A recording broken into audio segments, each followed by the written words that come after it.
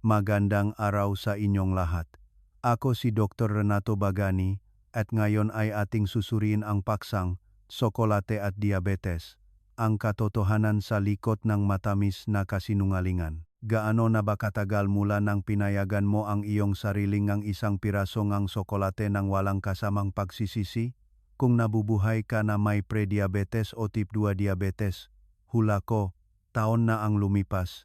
At gusto kong sabihin sa iyo ang isang bagay na maaring makapagbago kung paano mo tinitignan ang sakit na ito. Ang payo na ibinigay sa iyo na ang tsokolate ay kawayang iyong blood sugar ay hindi lamang luma. Sa ilang pagkakataon, ito ay nakakahalaga sa iyong isang kasangkapan na maaring nakatulong sa iyo sa simula pa lang. Mayroong isang uri ng tsokolate sa iyong grocery store shelf na may glycemic index na 22 lamang. Ito ay mas mababa sa 1/3 ng puting tinapay. Naglalaman ito ng mga compounds na idinokumento sa mga clinical studies na nagpapabuti ang insulin sensitivity, nagpapababa ang mga inflammatory markers na nagpapanatili ng diabetes, at sumusuporta pa sa pagbabagong buhay ng mga cell sa iyong pancreas na gumagawa ng insulin. Ang pagkakaibang tsokolateng ito at ngang nakakapinsala ay nasa bawat label, nahihintay ngang 30 segundo upang basahin mo ito. Ngayon, ilalakad ko kayo sa 5 partikular na uri ng tsokolate na sinusuportahan ng ebidensya para sa mga taong nakmamaneho ng blood sugar, at bigyang pansin ang numero 5. Ito ang pinakamura sa 5 at ito ang may pinakamalakas na clinical evidence sa lahat. Bago ako magsimula, pakisabi sa akin sa makomento kung ilang taon ka na at gaano nakatagal mula nang tinanggihan mo ang isang piraso ng tsokolate dahil natatakot ka sa iyong blood sugar. Binabasa ko ang bawat komento at ang iyong mga sagot ay tunay na nakakatulong sa akin na maunawaan kung sino ang kasama ko ngayon. Ngayon, bago ko pangalanan ang isa sa 5 uri, kailangan kong bigyan ka ng isang bagay na halos walang artikulo tungkol sa tsokolate at diabetes ang nagpapaliwanag. Dahil kung hindi mo naiintindihan ang bahaging ito, ang 5 uri na ibabahagi ko ay tila arbitraryo, parang isang random na listahan. Kapag naintindihan mo ito, ang bawat isa ay magiging kumpletong biochemical sense. Narito ang katotohanan na karaniwang hindi napapansin. Ang benepisyo ay wala sa tsokolate. Ang benepisyo ay nasa chachaw. Ito ay dalawang magkaibang bagay.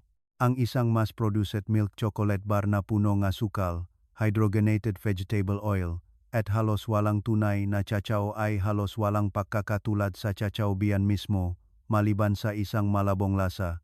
Ang mga nakapagpapagaling na compounds ay nasa kakao. Ang industrial bar ay nanghihiram lamang ng pangalan nito. Naglalaman ang chachaw ng isang puro na grupo ng compound ng halaman na tinatawag na flavonoids. At ang dalawa na pinakamahalaga para sa iyong blood sugar ay katakin at epicin.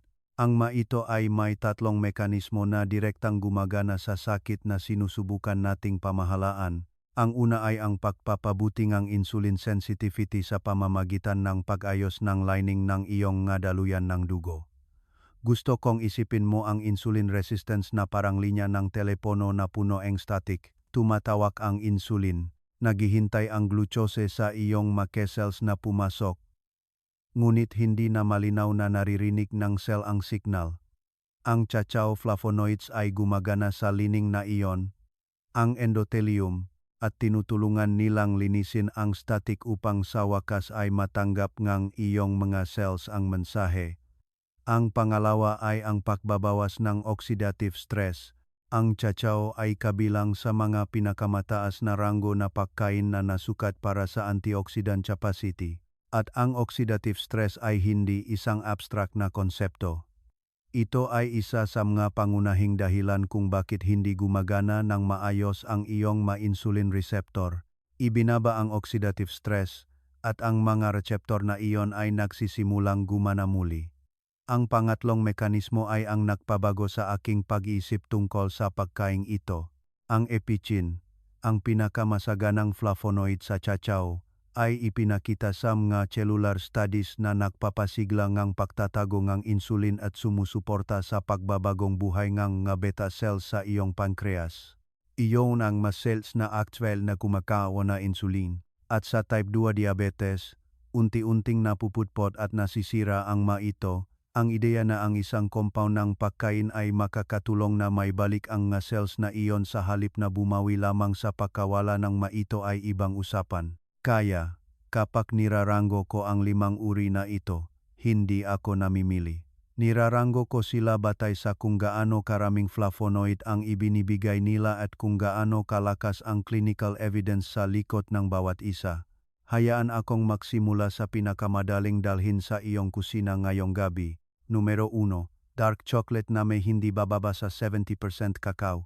Inuna ko ito hindi dahil ito ang pinakamakapangyarihan, kundi dahil ito ang pinakamakatotohanang lugar para sa karamihan ng aking mga pasyente upang magsimula. Ang lasa ay matibay, ngunit masarap pa rin. Mahahanap mo ito sa anumang grocery store sa Pilipinas. At ang agam sa likod nito ay sapat na solid upang wala akong pag-alinlangan na ilagay ito sa iyong kusina.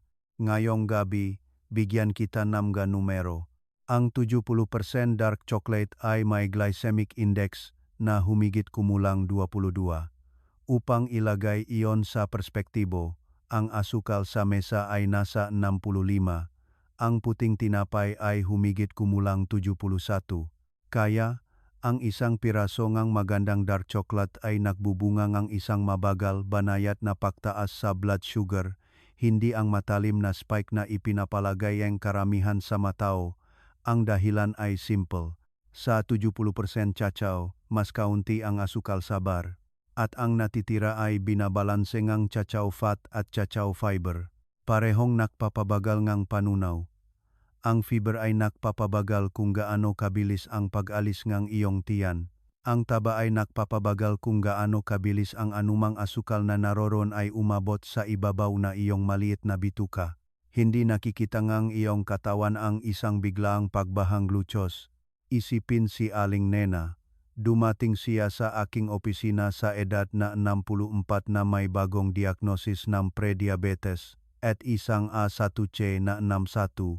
Nakatira siyang mag-isa at sa loop ngang maraming taon ay kumakain siyang 3 o 4 na piraso ngang milk chocolate tuwing gabi pagkatapos ngang hapunan.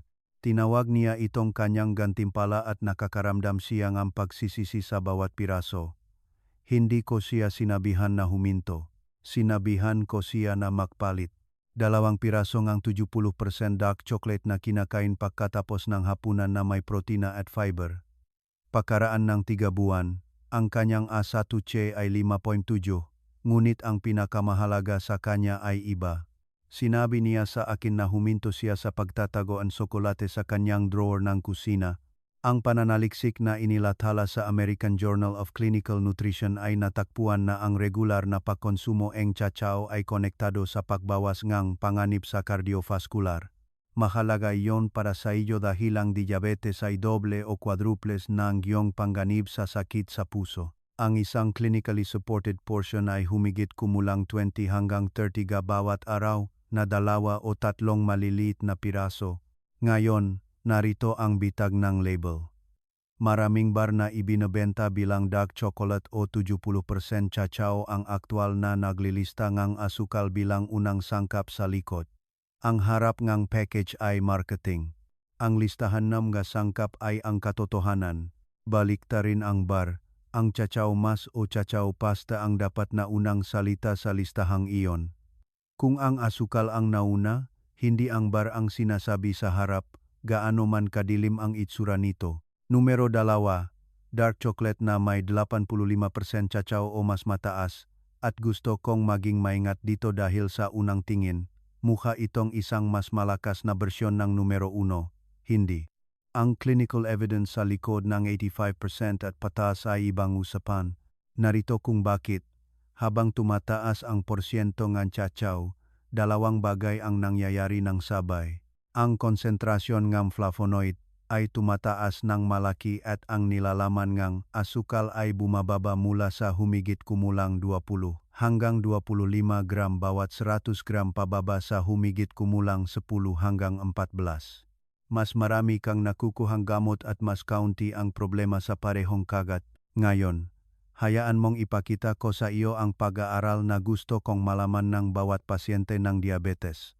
Isang clinical trial ang tumingin sa tsokolate na may 83% cacao sa 60 na pasyenteng hindi naninigarilyo na may type 2 diabetes at mataas na presyon ng dugo na edad 35 hanggang 70. Bawat tao ay kumonsumo ng 25 gramo bawat araw na naglalaman ng 450 mg flavonoids sa loob ng 8 linggo. Ang resulta ay kapansin-pansin. Ang kanilang lipid profiles ay bumuti at 3 sa pinakamahalagang inflammatory markers sa diabetes CRP, interleukin 6 at TNF-alpha ay bumaba ng malaki. Gusto kong maintindihan mo kung bakit mahalaga ito. Ang 3 marker na ito ay hindi lamang manumero sa isang ulat. Sila ang 3 lieutenant ng chronic low-grade inflammation. At ang chronic inflammation ay ang tahimik na apoy na nagpapanatili ng insulin resistance taon-taon. Kapag binaba mo ang CRP, binababa mo ang init sa apoy na iyon. Tinutugunan mo ang sanhing sakit, hindi lang hinahabol ang sintomas. Mayroon pa. 2 malaking pag-aaral sa Sweden ang natuklasan na ang pagtaas ng pagkonsumo ng dark chocolate sa hindi bababa sa 50 gramo bawat linggo ay nagbawas ng panganib sa stroke, parehong ischemic at hemorrhagic, ngang hanggang 27%. Para sa isang tao na mahigit 60 na may diabetes na ang panganib sa stroke ay mas mataas na kaysa sa pangkalahatang populasyon, hindi iyon isang maliit na paalala. Iyon ay direktang proteksyon ng utak. Ngayon, bago ako magpatuloy, hayaan mong tanungin kita ng personal, ano ang iyong pinakahuling numero ng satuche? At may doktor na ba na nakaupo sa iyo at ipinaliwanag kung paano pinapabilis ng chronic inflammation ng iyong diabetes taon-taon? Sabihin sa akin sa komento. Binabasa ko ang bawat sagot at nakakatulong ito sa akin na magpasya kung ano ang susunod na sasaklawin sa channel na ito. Ang isang praktikal na bahaging 85% tsokolate ay 20 hanggang 25 gram bawat araw. At isa sa mga tahimik na pakinabang ng pagpunta sa porsyentong ito ay ang lasa ay mas matindi at mas kaunting tamis. Natural kang humihinto pagkatapos ng 1 o 2 piraso. Mapilis na nebupuso ang iyong testicles peo maupos ang pa. Nakita ko ang mga pasyente na hindi kailanman nakapag-moderating milk chocolate na biglang nakahanap ng madaliang moderasyon sa 85%. Hinihiling lang na bumagal ka. Hindi iyon maliit na bagay para sa isang taong gumugol ng dekada sa pakikipaglaban sa kanilang sariling matamis na ngipin at ginagawang mas madali ang pagiging pare-pareho. Numero 3. 100% cacao at cacao nips. Walang dagdag na asukal, walang dagdag na gatas, walang dagdag na taba maliban sa kung ano ang nasa loob ng cacao biyan mismo. Ito ang cacao na inalis ang lahat at nasa tunay nitong anyo. At mula sa glycemic standpoint, ito ay kasing ligtas ngang solid chocolate. Nararapat na banggitin ang cacao nips. Ito ay mga piraso lamang ngang inihaw na cacao bean. Dinurog ngunit hindi pinino. Dahil nilalaktawan nila ang mga hakbang sa pagpiga at konching na pinagdadaanan ng ibang tsokolate, mas marami silang naiimbak na flavonoids at fiber kaysa sa anumang na prosesong bar. Malutong ang ito, napakapait, at halos hindi katulad ng tsokolate na kinalakihan mo. Ngayon, hayaan mong maging tapat ako sa iyo tulad ng gagawin ko sa aking opisina. Karamihan sa aking mapasyente ay hindi makaupo at kumain ng 100% tsokolate bilang isang treat. Masyadong matalim ang kapaitan para sa isang panlasa na nakasanayan sa tamis sa loob ng 10 o 70 taon at wala akong interes na magkunwari. Kaya, hindi ko ito inirerekomenda bilang merienda. Inirerekomenda ko ito bilang isang sangkap. Dun ito nagiging malakas at kaya-aya sa parehong oras. Isang kutsarita ng cacao nibs na ibinubudbod sa plain Greek yogurt, 10 gram ng 100% tsokolate na tinunaw at hinalo sa isang kutsarita ng almond butter, isang maliit na dakot ng nibs na inihahalo sa iyong almusal na oatmeal. Simple lang ang mga pagbabagong ito, ngunit nagahatid sila ang tunay na flavonoid content ng hindi binabago ang iyong blood sugar curve sa anumang makabuluhang paraan, isipin si Mang Tonyo. Dumating siya sa akin sa edad na 71, 12 taon nang may type 2 diabetes na may A1C na 73 sa metformin. Mahilig siya sa tsokolate sa buong buhay niya at tuluyan niya itong tinigilan sa loob ni 20 taon. Hindi kailanman bumuti ang kanyang manumero. Nag-usap kami tungkol sa Chachao Nips at nagsimula siyang magbudbot ng isang kutsarita sa kanyang almusal na oatmeal. Pagkaraan ng 4 na buwan, tiningnan niya ako sa kabilang mesa at sinabi ang isang bagay na naalala ko pa hanggang ngayon. Hindi ako makapaniwala na ang ganito kaganda ay talagang nakakatulong sa akin. Bumaba ang kanyang A1C sa 6.8. Numero 4. Sugar-free chocolate. Ngunit ang guri lamang na pinatamis N-erythritol o stevia. At magiging napakadirekta ako sa seksyong ito dahil dito nilalaro ngang industriya ngang pagkain ang pinakadisyones na laro nito sa mga diabetic na mamimili. Una, ang agam ngang kung ano ang talagang gumagana. Ang erythritol ay isang sugar alcohol na may glycemic index na halos zero. Nagdadala ito ngang humigit kumulang 70% ng tamis ng regular na asukal. Ngunit sinisipsip ito ang iyong katawan sa pamamagitan ng ibang pathway at inilalabas ang karamihan nito sa pamamagitan ng mga bato ng hindi gaanong nagtataas ang blood glucose o nagpapasigla ang insulin. Ang stevia, na nagmumula sa mga dahon ng isang halaman, ay dumadaan sa ibang ruta patungo sa parehong patutunguhan. Ang stevia glycosides ay hindi metabolize ng iyong katawan at hindi sila gumagawa ng anumang nasusukat na tugon ng glucose. Kaya ang isang tsokolate bar na pinatamis ng erythritol o stevia ay nagbibigay sa iyong lasa na nakakagulat na malapit sa milk chocolate na naalala mo na halos walang metabolic cost. Ngunit narito kung saan ka kailangang maging maingat. Maraming bar na inilalako bilang sugar-free sa Pilipinas ay hindi gumagamit ng erythritol o stevia, gumagamit sila ng maltitol. At ang maltitol ay may glycemic index na 52, hindi iyon mababa. Iyan ay talagang may kakayahang magtaas ng iyong blood sugar, lalo na kung kumain ka ng higit sa 1 o 2 piraso. Bukod pa rito, ang maltitol sa matatandang katawan ay madalas na nakdudulot ng hindi komportableng bloating, gas, at maging biglaang pagtatay dahil ito ay nagdadala ng tubig sa bituka. Marami akong pasyente na tumawag sa akin na nag-alala pagkatapos ng isang diabetic chocolate na pinatamis ng maltitol na nagpadala sa kanila sa banyo 1 oras pagkatapos ng hapunan. Kaya, narito ang iyong 30 segundo na patakaran para sa kategoryang ito. Kunin ang bar, baliktarin ito, tingnan ang linyang pampatamis sa listahan ng mga sangkap. Gusto mong makita ang salitang erythritol o steviol glycosides na malinaw na nakapangalan. Kung makikita mo ang maltitol, isomalt, o isang malabong parirala tulad ng sugar alcohols nang hindi tinutukoy kung alin, ibalik ang bar sa istante. Gusto kong salungguhitan ito dahil dito ang marketing sa harap ng package ay pinakamalayo sa realidad sa likod.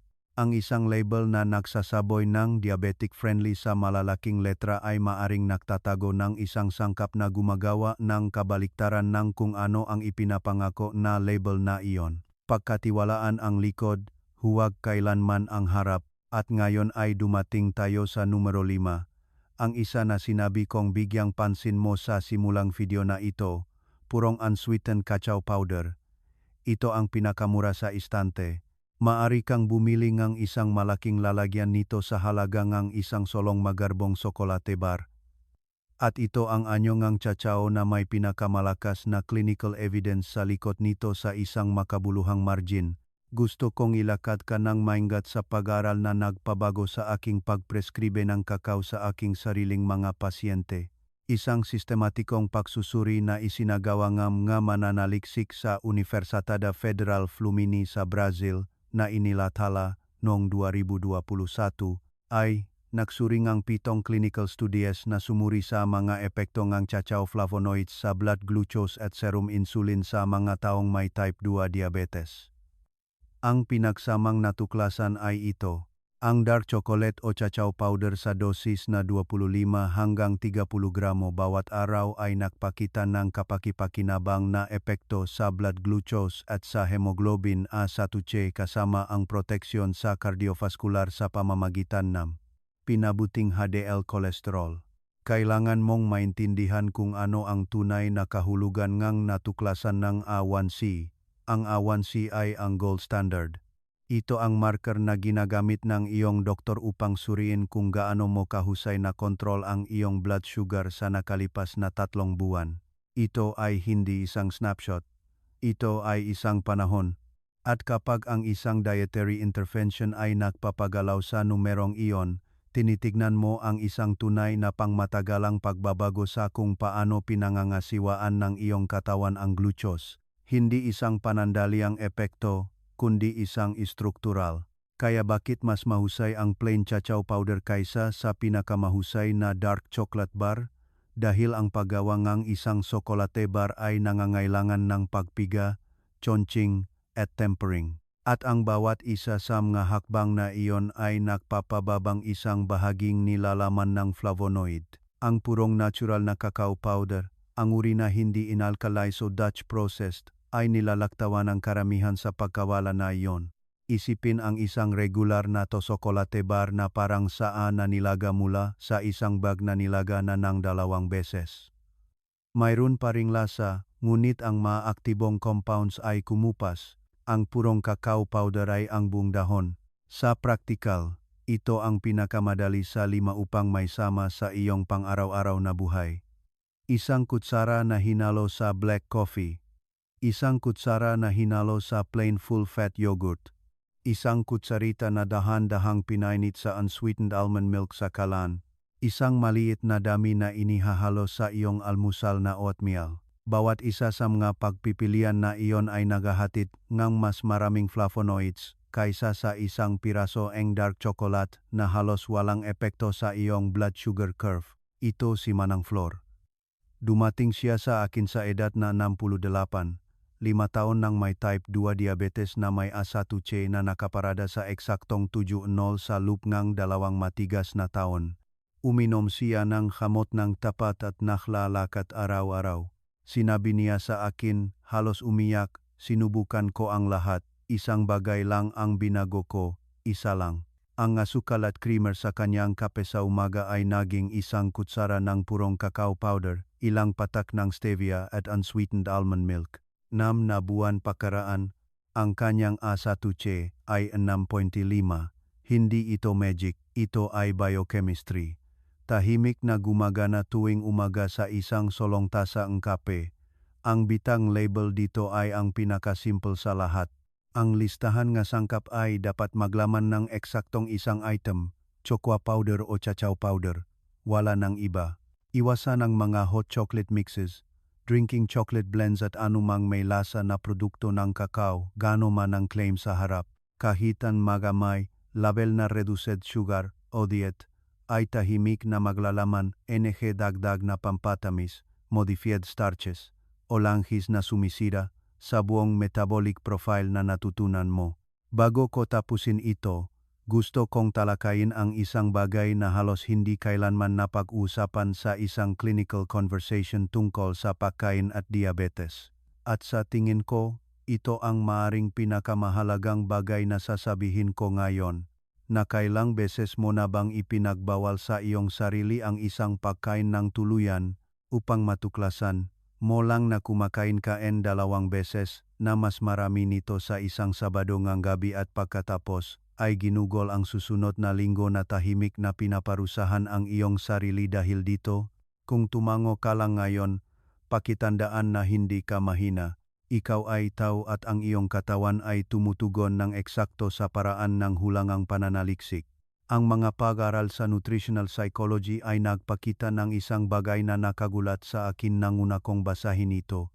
Ang mataong nakakaramdam ng pagsisisi pagkatapos kumain ay may posibilidad na kumain ng mas marami sa mga sumunod na oras, hindi mas kaunti. Ang pagsisisi ay nag-udyok ng isang cycle ng pagbabawal, paghahangat at pagtalbok. at ang cycle na iyon ay gumagawa ng mas masahol na kontrol sa blood sugar sa paglipas ng panahon kaysa sa isang kalmado, planado, kontroladong bahagi ng pagkain na talagang gusto mo.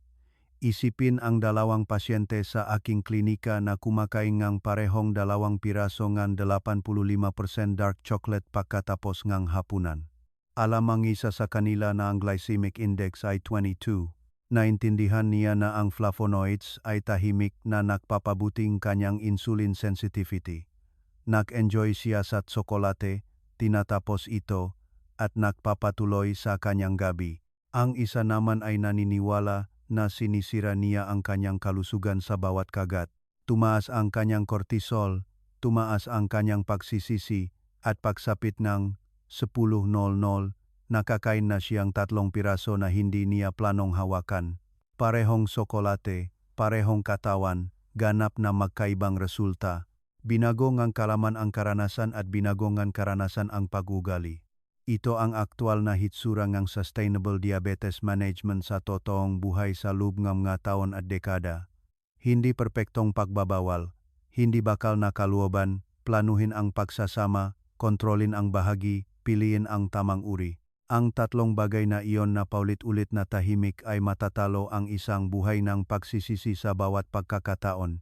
Kaya, ibalik natin ang lahat na ito kung saan tayo nagsimula. Hindi ipinagbabawal sa iyo ang tsokolate dahil mayroon kang diabetes o pre-diabetes. Ang maling tsokolate ang ipinagbabawal. At ang pagkakaiba sa pagitan ng dalawa ay nasa likod ng bawat pakete. Naghihintay ng 30 segundo upang basahin mo ito. Alam mo na ngayon ang 5 uri na aktual na sinusuportahan ng AHAM. 1. 70% dark chocolate, ang iyong pinakamadaling pasukan, na may glycemic index na 22 lamang. 2. 85% dark chocolate, kung saan ang clinical evidence ay nagbabago upang bawasan ang mga inflammatory markers na nagpapanatili ng iyong diabetes. 3,000, 100% cacao at cacao nibs, ang zero sugar tier, pinakamahusay na ginagamit bilang sangkap na inihahalo sa yogurt o oatmeal. 4. Sugar-free chocolate, pinatamis ng erythritol o stevia, hindi kailanman maltitol. 5. Purong unsweetened cacao powder, ang pinakamura at ang may pinakamalakas na A1C evidence sa lahat. Narito ang gusto kong gawin mo simula ngayong gabi. Buksan ang iyong pantry. Ilabas ang bawat produktong tsokolate na kasalukuyan mong pag-ari. Baliktarin ang bawat isa at basahin ang pinakaunang salita sa listahan ng masangkap. Kung ang salitang iyon ay sugar, ilagay ito sa tabi. Kung ang salitang iyon ay cacao mas o chochoa mas, maaari mo itong itago. Sa linggong ito, kumuhang isang lalayan ng purong unsweetened cacao powder. Tiyakin na ang listahan ng mga sangkap ay may eksaktong isang item. Magsimula sa 1 kutsara sa iyong kape sa umaga o oatmeal at suriin ang iyong blood sugar 2 oras pagkatapos ng almusal sa unang ilang araw. Ang tugon ng iyong katawan ang tanging tugon na talagang mahalaga. At sa iyong susunod na pagbisita, tanungin ang iyong doktor ng isang simple, mabait na tanong, dahil sa aking kasalukuyang asatuche, maaari bang magkaroon ng lugar ang purong cacao sa aking plano sa nutrisyon? Iyan ay isang pag-usap na sulit pag-usapan.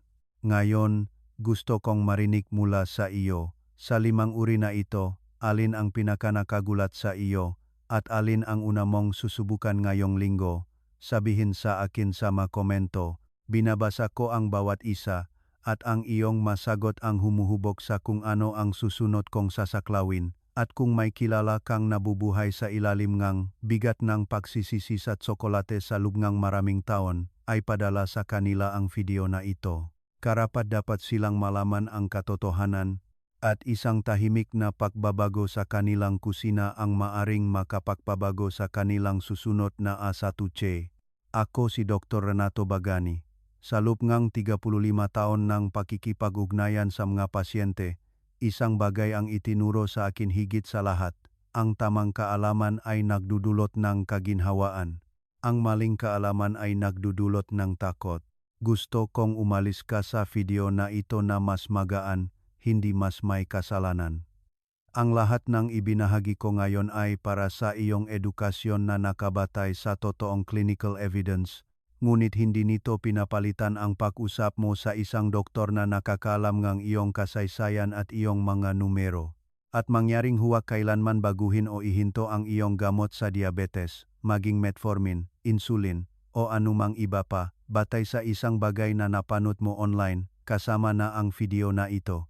Anumang pagbabago sa iyong mga reseta ay dapat dumaan sa manggagamot na nagpapagamot sa iyo. Umasa ako na ang linggong ito ay magdadala sa iyong mas matatak na blood sugar at isang mas banayad na relasyon sa pagkain sa iyong plato. Kung nakatulong ngayon, mag-subscribe upang patuloy akong makapagpakita para sa iyo bawat linggo na may impormasyon na maari mong tunay na pagkatiwalaan. Mag-ingat ka, magkita tayo sa susunod.